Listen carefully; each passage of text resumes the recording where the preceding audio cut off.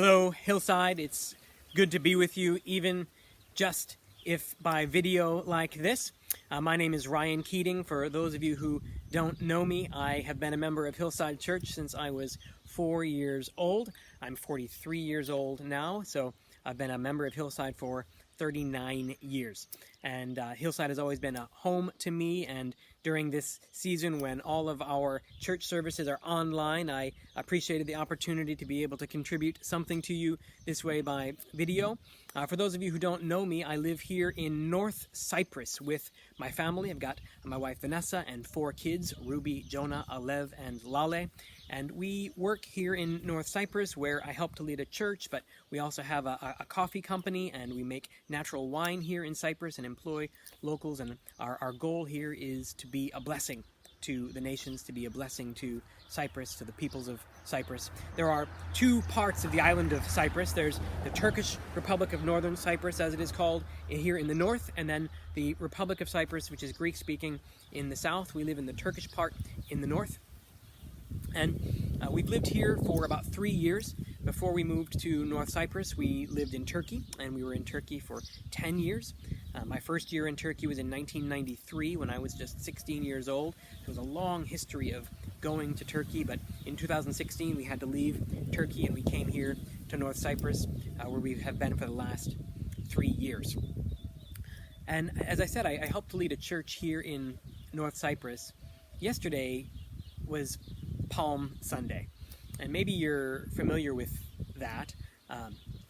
Palm Sunday is the day in the church calendar when we commemorate Jesus' coming into Jerusalem. It's the beginning of this last week of Jesus' life, and we commemorate the events in Jesus' life leading up to his death and resurrection. So this is Palm Sunday, and you can see behind me the palm tree. It's the kind of a tree that grows naturally here in the Mediterranean region in Cyprus, and we're just a short distance from Israel, where the same kind of palm tree grows naturally there as well. In fact, this time of year, the palm trees are often pruned. You want to prune off those dried branches, so there would be lots of branches like this lying around, like I have here in my yard. This is a palm branch. During that Palm Sunday, which we read about in the Gospels, we'll come to it in just a little bit, the people were receiving Jesus as the King of Israel. And throughout the Gospels, we see this theme of Jesus reenacting important events in the life of Israel. Jesus reenacts events in the lives of the prophets. It's a way of showing that Jesus fulfills all of the Old Testament. So he completes all of the prophecies related to the Messiah, but he also shows that he has the authority of God's people. He has the authority of the prophets, and even more. So, for example, the way that Moses wandered in the wilderness for 40 years and taught his people out in the wilderness on their way to the promised land, Jesus does a lot of his teaching out in the wilderness of Israel in the way that Moses did. And Jesus performs miracles out there. For example, God miraculously provides manna, bread, for God's people in Israel, or as they are traveling on their way to Israel in the wilderness during Moses' day. And in the Gospels, you see Jesus miraculously providing food for the crowds that have come to listen to him. It's a way of saying that Jesus is like Moses. He's reenacting those events of the Exodus, reenacting the events of God performing miracles like he did with Moses and his people. Or another example, when Elijah performs this miracle with the Syrophoenician woman, the widow at Zarephath, and he performs this miraculous feeding for her. Well, Jesus does a miracle for a Syrophoenician woman. And it's a way of saying that Jesus is the fulfillment of not just Moses, but he's also the fulfillment of Elijah. Or in another example, Jonah, during the storm, he is asleep in the bottom of the boat, and the soldiers have to come, or the sailors have to come and wake him up and tell him, Jonah, get up, there's a storm. Jesus, of course, is asleep in the boat during the storm, and his disciples wake him up, urgently trying to ask for help because they're afraid for their lives. And that's a way of saying that Jesus is like Jonah. But there's more than that. It's not just that Jesus is somehow like these Old Testament prophets. Jesus is more than that. So the gospel writers include this additional meaning to those stories about Jesus. So in the story of the feeding of the 5,000, for example, it's not just that there is a miraculous bread appearing out of nowhere for the crowds. It's Jesus himself who is multiplying the bread for the crowds. Or in the story of Jonah in the boat, Jesus is asleep in that boat, but it's not just that Jesus has to get thrown overboard for the sea to calm down the way that it was in the Jonah story. It's Jesus himself who stands up and commands the sea to be calm. So in the gospel version, Jesus is like Jonah. He is a prophet called to the nations, but he's more than that. He is also the God of Israel. He is the God of the nations who himself can call the storm to calm down. That's the additional element in the gospel stories about Jesus. He is not just the fulfillment of the prophets of Israel. He is also the God of Israel himself. Here in this triumphal entry passage, in Jesus' entrance into Jerusalem, the Palm Sunday passage, we can read about it here in the Gospels, for example, in Matthew 21, in just the first 5 verses that I'll read to you. As they approached Jerusalem and came to Bethphage on the Mount of Olives, Jesus sent 2 disciples, saying to them, "Go to the village ahead of you, and at once you will find a donkey tied there, with her colt by her. Untie them and bring them to me. If anyone says anything to you, say that the Lord needs them, and he will send them right away." This took place to fulfill what was spoken about through the prophet. "Say to daughter Zion, see, your king comes to you, gentle and riding on a donkey, and on a colt, the foal of a donkey." And that's a quote from Zechariah chapter 9. It's a way of saying that Jesus fulfills these prophecies about the Messiah, but obviously there's more going on there. Jesus is not just the Messiah who is promised. He is the God of Israel. Jesus is the King of Israel. So when Jesus is coming back into Jerusalem, the people receive him as king by laying these palm branches down on the ground as kind of a carpet for him to walk in on, as a way of welcoming the king home. And why does Jesus ride on a donkey in this event? He doesn't ride on a horse the way that you would think a king would do. Why a donkey? Well, Jesus is not coming into the city to conquer it. There's also symbolism here from the life of David, but the donkey is a special symbol for us because it's a demonstration that Jesus is coming in peacetime. He's coming to bring peace, in fact. And if you were coming to conquer a city, you would be riding a horse. You'd be riding in with armor and with an army behind you and wielding a sword. That's not the way that Jesus comes into Jerusalem. He does not have to conquer Jerusalem. He's not coming to wage war on Jerusalem.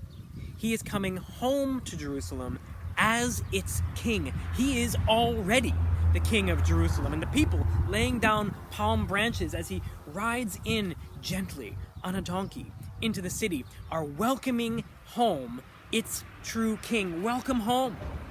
And that's the symbolism of Palm Sunday, a welcoming home of Jesus, a preparing the way for him to come into the city, recognizing that he is its true king.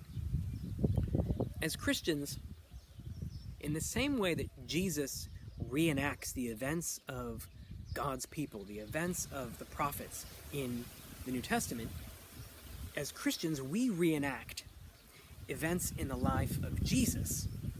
That's an important part of our Christian worship. For example, when we get baptized, we are identifying with Jesus, who was also baptized. And of course, baptism is a symbol of our burial and our resurrection, the death and resurrection.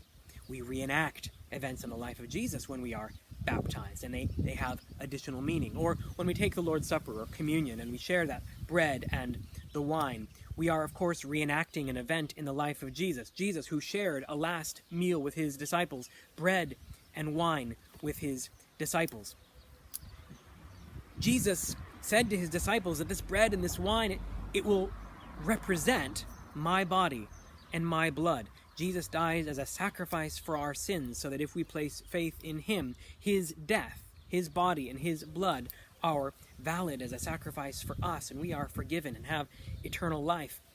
But we also remember every time we take that Lord's Supper or communion as a body of believers, we remember that he is with us, just as he said he would be. He's there at the table enjoying this meal with us. We reenact events in the life of Jesus.